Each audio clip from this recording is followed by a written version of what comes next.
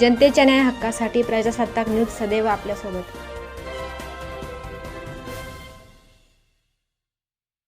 संगमनेर शहरातील कोलेवाडी रोड येथे भीषण आग, लाखांचे नुकसान। संगमनेर शहरातील कोलेवाडी रोड परिसरात गाडीच्या स्पेअर पार्ट्स असलेल्या एका गोडाऊनला भीषण आग लागल्याची घटना घडली। सायंकाळी सुमारे 5:30 वाजेच्या दरम्यान ही आग लागली असून अवघ्या 5 मिनिटात आगीने रुद्ररूप धारण केले। आगीमुळे गोडाऊनमधील वाहनांचे स्पेअर पार्ट्स व अन्य साहित्य पूर्णपणे जळून खाक झाले आहे। या आगीत अंदाजे 30 ते 35 लाख रुपयांचे नुकसान झाल्याचा प्राथमिक अंदाज वर्तवण्यात येत आहे। घटनेची माहिती मिळताच परिसरातील नागरिक मदतीसाठी धावून आले।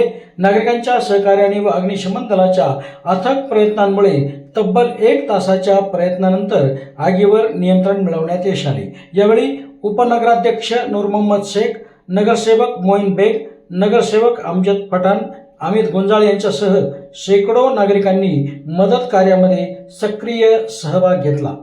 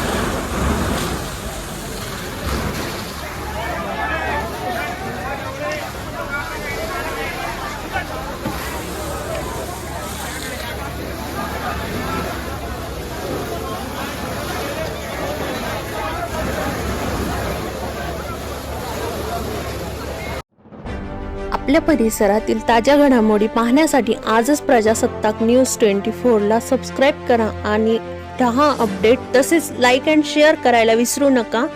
प्रजासत्ताक न्यूज सदैव आपल्यासोबत।